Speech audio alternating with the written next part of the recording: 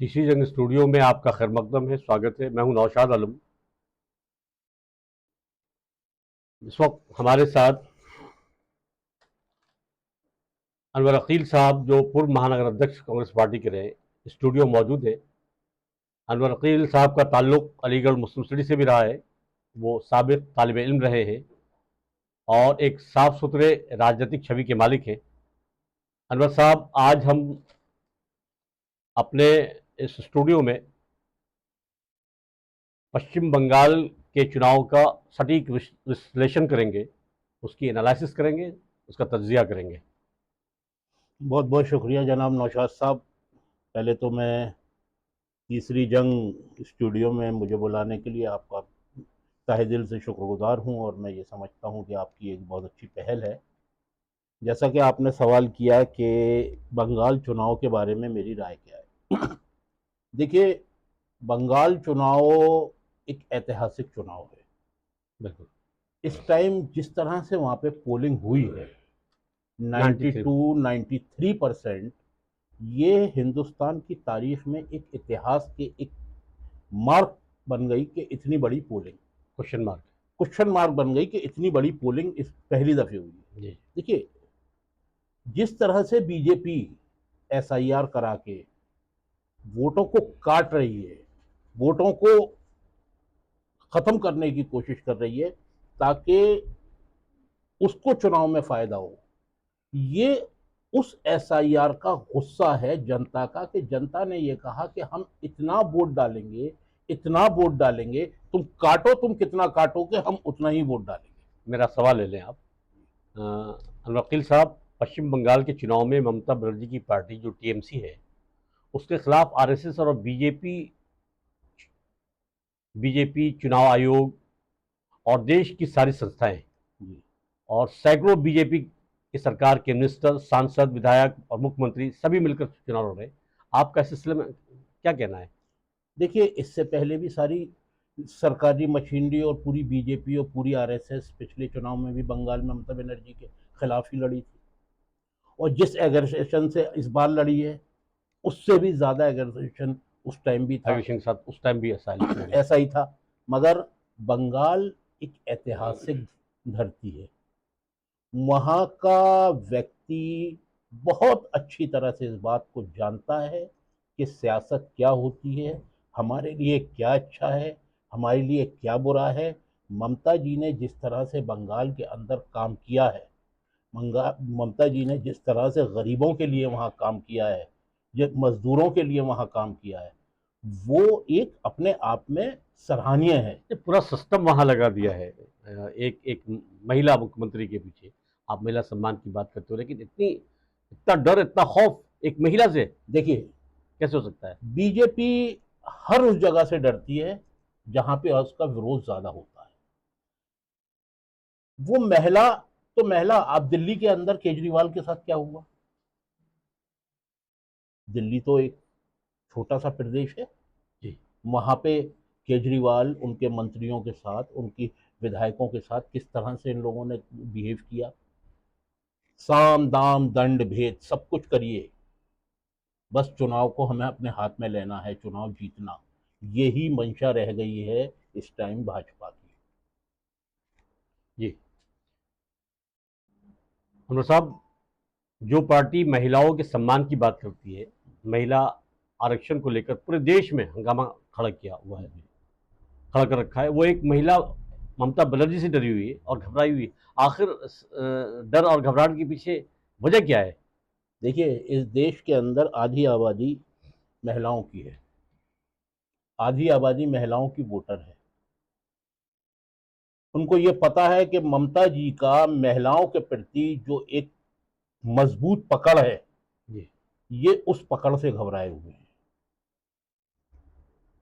बंगाल की महिलाएं ममता जी के साथ थी, ममता जी के साथ हैं, ममता जी के साथ रहेंगी, क्योंकि वहां पे जो इंडियन अलायंस ने काम किया है, बीजेपी को नंगा करके रख दिया है। हर मोर्चे पे, किसी मोर्चे पे, चाहे फॉरेन पॉलिसी की बात हो, चाहे घरेलू पॉलिसीज की बात हो, आज चाहे आपके रोजगार की बात हो, हर मुद्दे पे बीजेपी फेल है। नहीं, नो डाउट ममता बनर्जी का बड़ा काम है बंगाल में, और हर प्लेटफॉर्म पर उन्होंने अच्छा काम किया है। और चूंकि एक वो महिला हैं, तो वो महिलाओं के दर्द को भी समझती हैं। और कहीं ना कहीं जो बंगाल की जनता है, जो आवाम है, वो हसद भरी निगाहों से इस इलेक्शन में उनकी तरफ देख रही है।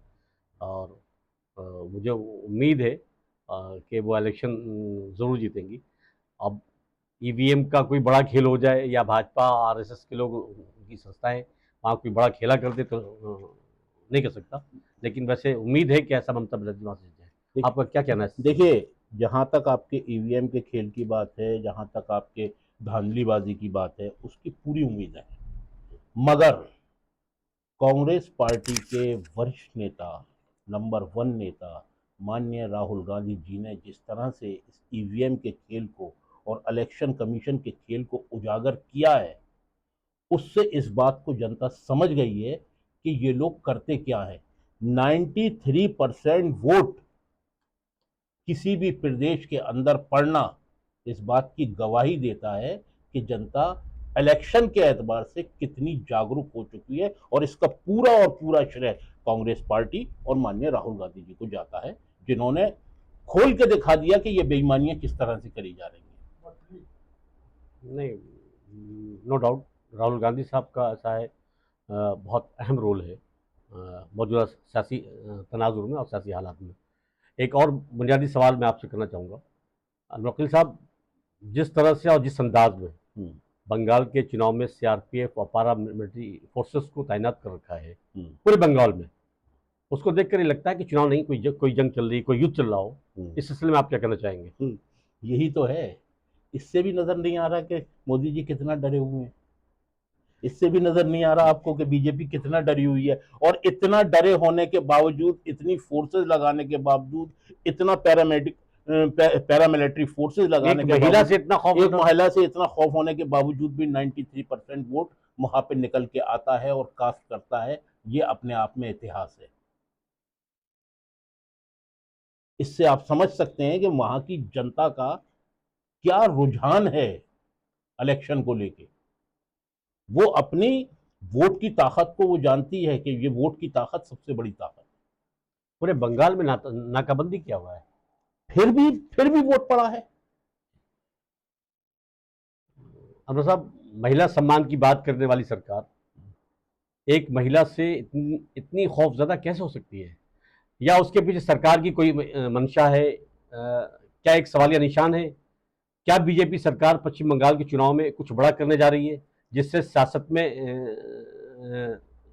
साम दाम दंड भेद जैसे हथकंडे देखिए, अपनाए जाएं? इन्होंने बड़ा करने की तो कोशिश करी थी अभी चंद दिन पहले, पार्लियामेंट के अंदर महिला बिल ला के। वो महिला बिल 2023 में ही पास हो चुका है। उसको इस टाइम लाके ये दिखाना चाह रहे थे कि हम तो, इनको ये पता था, ये बहुत अच्छी तरह से जानते थे कि ये बिल सरकार में जाके गिर जाएगा, क्योंकि हमारे पास इतनी मेजोरिटी नहीं है। इनको ये बहुत अच्छी नहीं, तरह से। महिला आरक्षण की बात करें मैं आप, महिला आरक्षण 2023 में पास हो चुका था। सुनिए, पूरी बात सुनिए। महिला आरक्षण में पास हो चुका था, मगर इसको ये मुद्दा बनाने के चक्कर में थे, क्योंकि इनको ये पता था कि ममता के साथ बंगाल की महिलाएं पूरी तरह से साथ हैं। इसको मुद्दा बना के हम बंगाल में लेके जाएंगे। बंगाल देखो, में देखो महिलाओं के साथ अत्याचार, देखो तृणमूल कांग्रेस ने महिलाओं का साथ नहीं दिया, महिला मुख्यमंत्री होते हुए भी हमारे अब बिल पर। तब की ये बात, अब हिंदुस्तान की जनता इतनी इलिटरेट नहीं है भाई। आप जो समझाना चाहोगे समझा लोगे। हिंदुस्तान की जनता को बहुत अच्छी तरह से पता है कि महिला बिल 2023 में पास हो गया था। उसको इस टाइम पे दोबारा से लाके एक नया शगुफा छोड़ने की क्या जरूरत थी? अरे आपने खुद ही कहा कि 2029 तक परिसमन होगा, उसके बाद महिला बिल लागू होगा। तो परिसमन कराओ ना। तो क्या आप ये कहना चाह रहे हैं कि जो डिलिमिटेशन का बिल आया था, पार्लियामेंट में पेश किया गया था, वो जल्दबाजी में लिया गया फैसला था? उसके पसपर्दा एक षड्यंत्र और साजिश थी सरकार की? बिल्कुल बिल्कुल साजिश थी, जो साजिश फेल हो गई। और वो फेल होने का नतीजा आपको बंगाल के चुनाव के अंदर 93% पोलिंग ने दिखा दिया। और जिस अंदाज में माननीय प्रधानमंत्री अपना देश के नाम संबोधन करते हैं और कहीं न कहीं ये दिखाने की कोशिश करते हैं कि जो विपक्ष है, पूरा विपक्ष जो है महिला आरक्षण का विरोधी है और वो नहीं चाहता कि महिला आरक्षण हो। वो पूरी तरह से फेल हो चुके हैं, हर मोर्चे पे फेल हो चुके हैं। कैसे कह सकते देखिए हैं वो आप फेल हो चुके हैं? आप ये देखिए कि कौन सा मोर्चा ऐसा है जिसके अंदर इस टाइम प्रधानमंत्री, वो महिला सशक्तिकरण की बात करते हैं, बड़े-बड़े प्रोग्राम्स होते हैं, देखिए बड़े-बड़े इवेंट्स होते हैं उनके। बातों से नहीं होता है भाई, आप धरातल पे क्या कर रहे हैं, बात धरातल की है। धरातल पे क्या हो रहा है, आप किस चुनाव के अंदर किस तरह से आप भेष बदलते हैं, कभी टैगोर बन जाते हैं, कभी अपनी स्किन टोन चेंज कर लेते हैं, कभी कुछ करते हैं। अब जनता समझ गई भाई, बहुत 2014 से लेकर के 2026 तक ये पहला इत्तेफाक है हम्म, कि पार्लियामेंट में ऐसा मुंह की खानी पड़ी है हाँ मौजूदा सरकार को। हाँ। और कहीं न कहीं ऐसा है, एक तीर से तीन शिकार अब आप ये देखिए करना चाह रहे थे। 2014 से लेके आज 2026 में पहली दफे भारतीय जनता पार्टी का कोई बिल गिरा है। इसका मतलब क्या है कि पार्लियामेंट के अंदर उन लोगों की तादाद बहुत बढ़ गई जिस जो तरह से जिस जो इस सरकार के खिलाफ है, और उनको पार्लियामेंट तक भेजने वाले मैं और आप खाली नहीं है, ये हिंदुस्तान की जनता है जिसने भेजा है। और आगे आपको बहुत बहुत बढ़िया परिणाम नजर आएंगे। हमारा देश जिस तरह से सोने की चिड़िया था, सरकार ये बहुत जल्दी जाने वाली है, इनके हालात बहुत ख़राब हैं। इंटरनेशनल लेवल पे जो इन्होंने छवि ख़राब करी है हमारे देश की, उसका कोई सानी नहीं। जिस तरह से विपक्ष ने यूनिटी का, एकता और अखंडता का सबूत पेश किया है, जी क्या आने वाले चुनाव में, चाहे वो लोकसभा का हो या विधानसभा का हो, जी। या कोई किसी बिल से संबंधित हो, क्या विपक्ष इसी एकजुटता का और एकता और अखंडता का सबूत पेश करती रहेगी? बिल्कुल करेगा, बिल्कुल करेगा, क्या क्योंकि विपक्ष को चुन के जनता ने भेजा है। और विपक्ष का ये कर्तव्य बनता है कि जब जनता के एहसासात का और जनता की डिमांडों का मान अनवर रखा साहब, जाए। मैं 2014 से लेकर अब तक देखता आया हूँ कि जो कुछ माननीय प्रधानमंत्री जी कहते आए हैं, हम्म, इस बार 200 पार, इस हम्म, बार 400 पार, हम्म, इस तरह की बातें करते आए हैं। हम्म, और कहीं ना कहीं ऐसा है, जो कहा उन्होंने वो किया भी। हम्म। तो क्या हम ये मान लें कि जो प्रधानमंत्री जी कह रहे हैं वो सही है और ऐसा है विपक्ष तो कुछ नहीं कर सकता? आपने पिछली दफे माना था कि प्रधानमंत्री कह रहे हैं 400 पार, 240 पे आके अटक गए थे, एब्सोल्यूट मेजोरिटी भी खत्म हो गई थी। मैं बार बार आपसे कह रहा हूं कि जनता अब समझ चुकी है इन सब चीजों। जनता अब खोखले वादों के ऊपर नहीं जाना चाह रही। आपने देखा होगा कि जब बिहार में चुनाव थे, विधानसभा चुनाव थे, उसमें तेजस्वी यादव ने मछली और भात का सेवन किया था। उस पर बड़ी आपत्ति जताई थी हमारे माननीय प्रधानमंत्री जी ने। जी जी। लेकिन उनकी पार्टी के लोग, मतलब तक कंपटीशन हुआ है वहाँ। एक तो आपका मुख्यमंत्री है आसाम का, हिमंता बिस्वा शर्मा, वो तो ये कह रहा है कि बहन जी ऐसा कंपटीशन कर ले हमसे, उनसे मैं ज्यादा मांस और मछली खा सकता हूँ। और ऐसा है, मैं उनसे, अगर वो खा लेंगी तो उनसे 1 किलो ज्यादा मांस खाऊंगा मैं। देखिए इस पे हंसी आती है मुझे कि इतने बड़े बड़े नेता जिनको जनता के मुद्दों की बात करनी चाहिए, वो मांस और मछली खाने की बात कर रहे हैं। खाना पीना एक बहुत ही पर्सनल चीज़ है। कौन क्या खा रहा है, कौन क्या नहीं खा रहा, इससे कोई मतलब नहीं है। बात करो कि रोजगार का क्या हुआ, बात करो 2 करोड़ नौकरियों का क्या हुआ, बात करो हिंदुस्तान के अंदर अर्थव्यवस्था का क्या ये हुआ। डबल स्टैंडर्ड की राजनीति कब तक ये चलते ये रहेंगे? डबल स्टैंडर्ड की राजनीति खत्म होने का नौबत आ गई है। ज्यादा ज्यादा दिन का ये खेला है नहीं। ये तो विपक्ष कहता रहा है, लेकिन विपक्ष बोलने को तैयार नहीं है। नहीं, विपक्ष वो भाई विपक्ष साबित कर रहा है, विपक्ष साबित कर रहा है। आपको 240 पे लाके खड़ा कर दिया इस विपक्ष ने।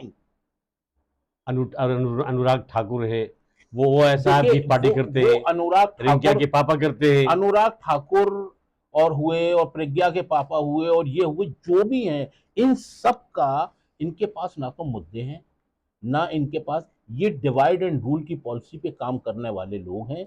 इनका हमेशा से देखिए ये उसी पैटर्न पे चल रहे हैं जिस पैटर्न पे इनके पुरखे चले, डिवाइड एंड रूल। अंग्रेजों की गुलामी करते थे, हिंदुस्तान के अंदर हिंदू और मुस्लिमों को लड़ाते रहे, इस देश का विभाजन कराया। नहीं, भाजपा और आरएसएस के लोग और ऐसा है जो हिंदुवादी संगठन के लोग हैं वो कहते हैं कि हम देशभक्त हैं, उनके और जो जो जो विपक्ष है वो देशद्रोही है। देखिए ऐसा है, देशभक्त कौन है और देशद्रोही कौन है नौशाद साहब, इसकी इसकी कसौटी तो जनता है, और जनता ने ये कह के आए थे हम बहुत बड़े देशभक्त हैं। तो ये बार बार इलेक्शन जीतते आ रहे हैं, और ऐसा है जो जो इलेक्शन जीतना इस चीज का पैमाना नहीं होता है। इस बात का सबूत है साहब कि ऐसा है जनता विश्वास कर रही है उन पर। मशीन विश्वास कर रही है उन पे, ईवीएम, जी, सिस्टम विश्वास कर रहा है। एसआईआर के बारे में क्या कहना चाहेंगे आप? SIR का ही तो नतीजा है कि 93% पोलिंग हो गई। सब तो वहाँ तो ऐसा है करीब कितने हजार वोट काटे गए, 90,000 वोट काटे गए, 27 लाख वोट काटे गए, सॉरी 27 लाख वोट कटे। उसके बाद क्या हुआ, 27 लाख वोट कटने के बाद भी इतनी पोलिंग हो गई।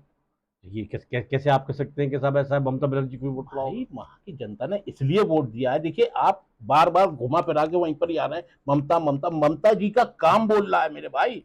ममता जी को वहां की जनता इस बात को समझ रही थी कि ये SIR चुनाव से सही पहले और इतनी जल्दबाजी में लेके आने का मकसद यही है कि किसी तरह से भी यहां से ममता को हटाया जाए, इनके वोट काट दिए जाए। मगर जनता जो वोट नहीं दे रहे थे उन्होंने भी जाके वोट दिया कि ममता को नहीं हटा पाओगे। तो हम मान लें कि 93% की जो इस वक्त वहाँ पोलिंग हुई है जी उससे टीएमसी का पलड़ा भारी रहेगा। बिल्कुल बिल्कुल या ऐसा ईवीएम और एसआईआर की आड़ में कहीं ना कहीं भाजपा जो है वो कोई बड़ा खेला करेगी। देखिए बिहार में खेला हो नहीं पाएगा, अब खेला हो नहीं पाएगा। विपक्ष बहुत जागरूक है, विपक्ष की एक एक वोट पे नजर है। अमर साहब, ये वास्तविकता है और सच्चाई है कि हम देशवासियों को हिंदू मुसलमान में नहीं बढ़ना चाहिए, मंदिर मस्जिद की राजनीति में नहीं बढ़ना चाहिए, द्वेष और भेदभाव नहीं करना चाहिए आपस में। हमारा देश जब ही आगे तरक्की कर सकता है जब इस देश की हर कम्युनिटी के लोग, इस देश की हर कम्युनिटी के लोग खुशहाल रहें, उनके लिए रोज़गार हो, उनके लिए स्वास्थ्य बेहतर हो, उनके लिए शिक्षा बेहतर हो, तभी ये देश आगे बढ़ सकता है और आगे तरक्की कर सकता है। बहुत बहुत शुक्रिया। मैं एक सवाल और ले लूँ चलते चलते आपसे। बताइए, बोलिए। अनवर साहब, जैसा कि आपको मालूम है कि मणिपुर 3 साल से ज़्यादा जी हिंसा की आग में जल रहा है। जी वहाँ कोई जाने को तैयार नहीं है, जाकर देखने को तैयार नहीं, कुछ बोलने को तैयार नहीं, कुछ कहने को तैयार नहीं। आखिर क्या वहाँ वहाँ भी वही मॉडल अपनाया जा रहा है जो गुजरात में मॉडल अपनाया गया था? उस मणिपुर के अंदर ही महिलाओं के साथ जो जो अत्याचार हुआ था, मैं वही कह रहा हूँ। उस मणिपुर के अंदर ही छोटी छोटी बच्चियों को निर्वस्त्र करके घुमाया गया था। उस मणिपुर के अंदर ही प्रेग्नेंट औरतों के साथ दुराचार हुआ था। उस मणिपुर के अंदर आप जाने को तैयार नहीं है।